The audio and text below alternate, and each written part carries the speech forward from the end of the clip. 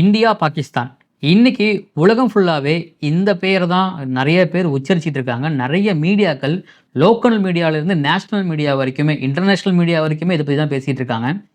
இந்த இந்தியா, பாகிஸ்தான் முழு போராக மாறுமா? அப்படி முழு போராக மாறுச்சுன்னா யாருக்கெல்லாம் பாதிப்பு இருக்கு? இந்த பஹல்காம் தாக்குதல்ல கொல்லப்பட்ட அப்பாவி இந்தியர்களுக்கு இதன் மூலியமாக ஜஸ்டிஸ் கிடைச்சுதா?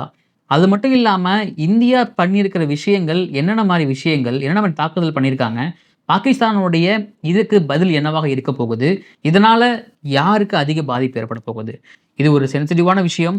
இத நம்ப கேர்ஃபுல்லா ஹேண்டில் பண்ணி தான் ஆகணும். ஸோ, இதுக்கான விடைகள் இந்த வீடியோ ஃபுல்லா இருக்க போகுது. வீடியோ ஸ்கிப் பண்ணாம ஃபுல்லா பாருங்க. Welcome to the channel. நான் உங்க விஷால் சரவணன். வாங்க வீடியோக்குள்ள போகலாம். டெய்லி வீடியோஸ், டெய்லி அப்டேட்ஸ்க்கு மறக்காம நம்ம சேனல சப்ஸ்கிரைப் பண்ணி பெல் ஐகான கிளிக் பண்ணுங்க. இந்த பஹல்காம் தாக்குதல், இந்த தாக்குதல் வந்து பார்த்தீங்கன்னா, நம்ப இத பத்தி பேசவே இல்ல. ஏன் அப்டின்னா, நெறைய பேர் இத பத்தி பேசுனாங்க. நம்ம வந்து அன்னைக்கு இறந்தவர்களுக்கு முன்னிட்டு நம்ம வந்து என்ன பண்ணியிருந்தோம், வீடியோ போடாம இருந்தோம். ஏன்னா நெறைய பேர் பேசிட்டாங்க. நம்ம வந்து இதில நம்ம ஒரு ஸ்டாண்ட் எடுத்து யார் பாதகம், யார் சாதகம்னு பேசாம, ம் உண்மையாகவே அப்பாவி மக்கள் இறந்திருக்காங்க. அதுக்கு நம்ம மரியாதை செலுத்தும் வகையில நம்ம பண்ண விஷயங்கள் நெறைய பேர் அதுக்கு ஹெல்ப் பண்ணாங்க. ரொம்ப நன்றி எல்லாத்துக்குமே. ஸோ இத நம்ம இன்னைக்கு பேச வேண்டிய காரணம், இது நம்ம எப்பவுமே ஒரு உலக செய்திகள் பார்க்குற மாரி இல்லாம, இது நம்ப நாட்டோட செய்தி. இத வந்து உலகம் ஃபுல்லா பேசுறாங்க இன்னைக்கு. அப்போ இதனுடைய சீரியஸ்னஸ் எந்த அளவுக்கு இருக்க போகுது? இதனுடைய வீரியம் எந்த அளவுக்கு இருக்க போகுது? இன்னைக்கு காலையில நம்ம தூங்கி எழுந்த உடனே பார்த்த நியூஸ் என்னவாக இருந்துச்சுன்னா, இந்தியா பதிலடி குடுத்திருக்காங்க. பாகிஸ்தான் மீது 9 இடத்துல தாக்குதல் நடத்தியிருக்காங்க. சிந்தூர் இதுக்கு பேரு வந்து சிந்தூர் தாக்குதல் நடத்தியிருக்காங்க. அது மட்டும் இல்லாம பயங்கரவாதிகள், தீவிரவாதிகள் பதுங்கி இருக்கக்கூடிய இடங்கள், அவங்க வந்து அந்த ஸ்கூல் நடத்திட்டு இருக்காங்க. அதாவது பயங்கரவாதத்தையும், தீவிரவாதத்தையும் எப்படி வந்து பயிற்சிக்கிறாங்களோ, அந்த மாரி இடங்கள குறி வச்சு, முக்கியமா பொதுமக்களுக்கு எந்த ஒரு பாதிப்பும் இல்லாமல், எப்படி துல்லியமா தாக்குறது அப்படின்னு ஒரு பெரிய பிளான் பண்ணி இத பண்ணியிருக்கிறதா, நம்மளுடைய ராணுவ அதிகாரிகள் மூலியமாக தெரிவிச்சிருக்காங்க. அப்ப தாக்குதல் நடத்தப்பட்டதுல எத்தனை பேர் பலியாயிருக்காங்க? எத்தனை பேர் காயம் அடைஞ்சிருக்காங்க? என்னென்ன விஷயங்கள் நடந்திருக்கு அப்படின்னு ஃபுல் டீட்டெயில் கிடைக்கல அப்படின்னாலும், இத பாகிஸ்தான் தரப்பு, ஆமாம் எங்கள் மீது இந்தியா தாக்குதல் நடத்தியிருக்காங்க. 5 ஏவுகணைகளை கொண்டு தாக்குதல் நடத்தியிருக்காங்க அப்படின்னு அவங்க வந்து அக்செப்ட் பண்ணியிருக்காங்க அந்த விஷயத்த. ஸோ இது வந்து மிகப்பெரிய ஒரு விஷயமா பார்க்கப்படுது. அது மட்டும் இல்லாம இந்த தாக்குதலுக்கு உலக நாடுகள் பெரும்பான்மையாக இந்தியாவுக்கு ஆதரவு குடுத்திருக்காங்க. ஏன் அப்படின்னா, இந்த பஹல்காம் தாக்குதல்ல வந்து அதாவது நம்ம ஒரு இடத்துக்கு டூரிஸ்ட்டா போயிருக்கோம். அந்த இடத்த சுத்தி பார்த்து நம்மளுடைய விடுமுறையோ, நம்ம வந்து மகிழ்விக்க போயிருக்கோம். ஃபேமிலியோடையோ, நம்மளுடைய துணைவியோடையோ போயிருக்கோம் அப்படிங்கும்போது, அந்த இடத்துல எதுவுமே அறியாத, எதுவுமே தெரியாத அப்பாவி மக்கள சுட்டு கொன்ன பயங்கரவாத அந்த நாய்கள புடிச்சு அ இத மாரி பண்ணணும் அப்படிங்கிறது நெறைய பேரோட வேண்டுதலா இருந்துச்சு. ஆனா, இன்னும் இது வந்து வீரியமாக்கணும் அப்படின்னா, இந்த மாரி பயங்கரவாத செயல்ல ஈடுபடக்கூடியவங்களுடைய அந்த பயிற்சி இடத்த குறி வச்சு, அவங்க தங்கியிருக்க இடத்த குறி வச்சு தாக்குதல் நடத்தினா இன்னும் சரியா இருக்கும் அப்படின்னு இந்தியா ஒரு பிளான் பண்ணி, இத பயங்கரமா எக்ஸிக்யூட் பண்ணியிருக்காங்க. இதுக்கு பாகிஸ்தான் தரப்பு என்ன பதில் சொல்றாங்க? அவங்க ஆமா தாக்குதல் இந்தியா நடத்தியிருக்காங்க. எங்களுடைய பொதுமக்கள் இங்க கொல்லப்பட்டிருக்காங்க. நாங்க இதுக்கு தக்க பதிலடி கொடுப்போம் அப்படிங்கிறாங்க. ஆனா இந்திய ராணுவம் என்ன சொல்றாங்கன்னா, நாங்க துல்லியமா பிளான் பண்ணி, எந்த பொதுமக்களுக்கும், எந்த பெண்களுக்கும், எந்த குழந்தைகளுக்கும், அப்பாவி மக்களுக்கு எந்த ஒரு அசம்பாவிதமும் நடந்துறக்கூடாது என்பதற்காக துல்லியமாக பிளான் பண்ணி இத நாங்க எக்ஸிக்யூட் பண்ணியிருக்கோம்.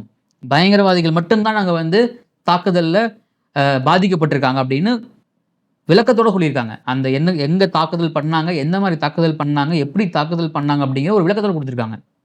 அப்போ இப்ப பாகிஸ்தான் இதுல கேம் ஆடப் போறாங்க, பதிலடி குடுக்கப் போறாங்க அப்படி தாண்டி, இந்த பதிலடிய இந்தியா எப்படி எதிர்கொள்ளப் போகிறது? இதற்கான அனைத்து ஆயத்தமும் முன்னாடியே பண்ணியிருப்பாங்க.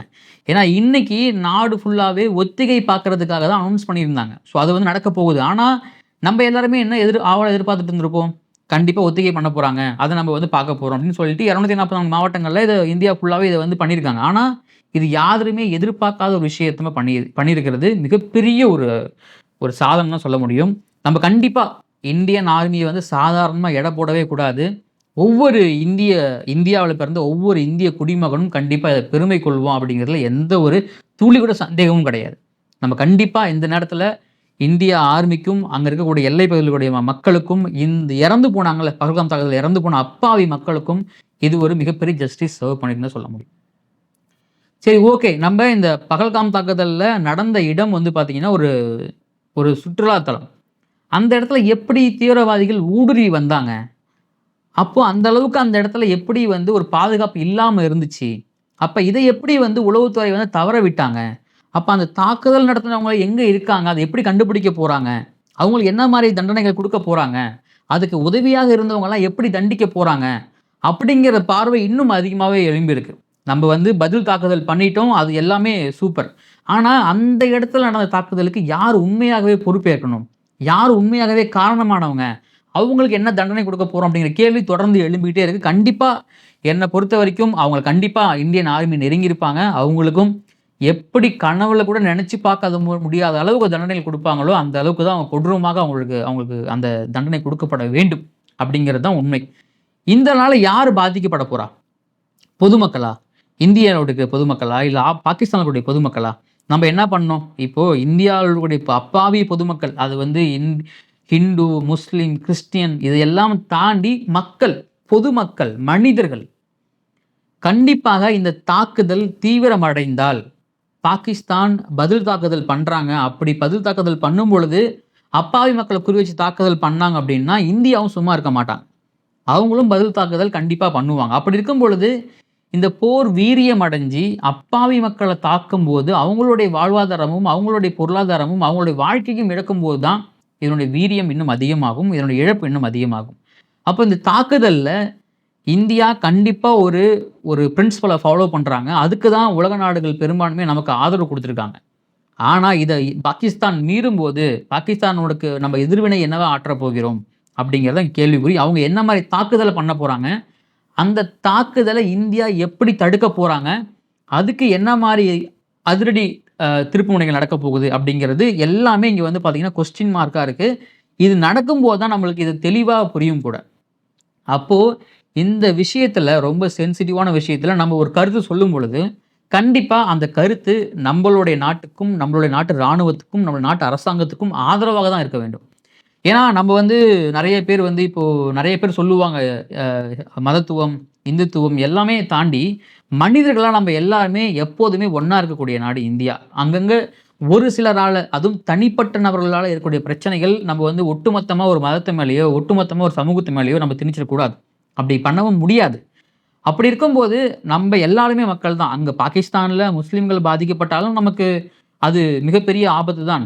இங்க இந்தியாவுல நம்மளுடைய மக்கள் பாதிக்கப்பட்டாலும் அது மிகப்பெரிய ஒரு ஆபத்து தான். அப்போ அப்பாவி மக்கள் எந்த இடத்துலயுமே இந்த தாக்குதலுக்கு பலியாகிடக்கூடாது, இரையாகிடக்கூடாது அப்படிங்கிறது நம்மளுடைய வேண்டுகோள். அப்போ நம்ப கண்டிப்பா இந்த விஷயத்த பாராட்டி தான் ஆகணும்.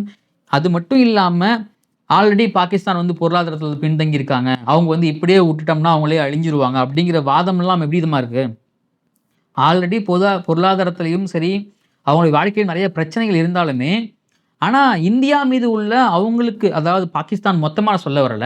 ஒரு சிலருக்கு இருக்கக்கூடிய காழ்ப்புணர்ச்சி இருக்கு பார்த்தீங்களா? அது இன்னும் அதிகமாவே இருக்கு இல்லைங்களா? அப்போ அப்படி இருந்ததால தான் எல்லை விட்டு எல்லை தாண்டி ஊடுருவி வந்து, அங்க இருக்கக்கூடிய லோக்கல்ல ஒரு சிலர் சப்போர்ட் இல்லாமலே நடந்துக்கணும்னா கண்டிப்பா கிடையாது. அப்படிலாம் சப்போர்ட்லாம் பண்ணி அப்பாவி பொதுமக்கள இந்தியால கொல்றாங்க அப்படின்னா, அப்ப இன்னும் அவங்க ஒரு வேளை அவங்களுடைய அரசாங்கம், அவங்களுடைய பொருளாதாரம் எல்லாம் உயர்ந்துடுச்சு அப்படின்னா, அப்ப அவங்களுடைய பார்வை என்ன மாரி இருக்கும்? அப்ப இன்னும் என்ன மாரியான விஷயங்கள்லாம் அவங்க பண்ண துணிவாங்க? அப்போ தக்க பதிலடி குடுத்து தான் ஆகணும். நம்ப எத்தன காலங்காலத்துக்கும் இந்த காஷ்மீர்ல நடக்கக்கூடிய பிரச்சனைகள், எப்பதான் இதுக்கான முடிவு கிடைக்கும்? எப்பதான் இதுக்கான ஒரு ஒரு நெறைய ராணுவ வீரர்கள் எப்படி இறந்துகிட்டே இருக்காங்க. அவங்களுக்கெல்லாம் எப்படி ஜஸ்டிஸ் கிடைக்க போகுது? பொதுமக்களுக்கு ஜஸ்டிஸ் எப்படி கிடைக்க போகுது? அப்போ எந்த கவர்ன்மெண்ட் வந்தாலும் சரி, இது இந்தியாக்குள்ள வந்து எந்த கவர்ன்மெண்ட், நீங்க வந்து காங்கிரஸ் கவர்ன்மெண்ட்டா இருக்கட்டும், பிஜேபி கவர்ன்மெண்ட் யாரா இருந்தாலுமே, இது இந்தியா. இந்திய நாட்டினுடைய பிரதமரும், இந்திய நாட்டு ராணுவமும் என்ன முடிவு எடுக்கிறாங்களோ, அது கண்டிப்பா நம்ம எல்லாம் கட்டுப்பட்டு தான் ஆகணும். அப்போ நம்பளுடைய அந்த தேசப்பற்று அப்படிங்கிறது, நம்ம தேசத்துக்கான பற்றா இருக்கணுமே தவிர, மற்றவர்கள வந்து அ காழ்ப்புணர்ச்சியோடையும், மற்றவர்கள வந்து நம்ம வந்து அழிக்கணும் அப்படிங்கிற எண்ணமா இருக்கக்கூடாது. நம்ம தேசத்த காப்பாத்தணும் அப்படிங்கிறது தான் தேசப்பற்று தவிர, மத்த தேசத்த அழிக்கிறது தேசப்பற்று கிடையாது. அது கண்டிப்பா நமக்கு எல்லாத்துக்குமே தெரியும் அது. அப்போ நம்மளுடைய நாட்ட காப்பாத்துறதுக்கும், நம்மளுடைய நாட்டுல அப்பாவி மக்கள், அப்பாவி பொதுமக்கள் இறந்ததுக்கும், ராணுவ வீரர்கள் இறந்ததுக்கும், நம்ம வந்து ஒரு அட்டாக் பண்ணியிருக்கோம். கண்டிப்பா இது பயங்கரவாதிகள குறிவச்சு செய்யப்பட்ட அட்டாக் தான் அப்படிங்கிறது நம்ம ஆதாரப்பூர்வமா நிரூபிச்சிருக்கோம். ஸோ இதுல பாகிஸ்தானுடைய நிலை, அவங்க திரும்பவும் என்ன பண்ண போறாங்க? எப்படி பண்ண போறாங்க? எதில பண்ண போறாங்க? அதுக்கு நம்ம எப்படி தடுக்க போகிறோம்? அப்படிங்கிறது எல்லாமே கேள்விகள். அந்த கேள்விகள் நடக்கும் பொழுது அதுக்கான விடைகள் கிடைக்கும். ஸோ அப்போ நம்ம தொடர்ந்து நம்மளுடைய தேசத்துக்கு நம்ம உண்மையாகவே இருப்போம். ஜெய்ஹிந்த். நன்றி, வணக்கம்.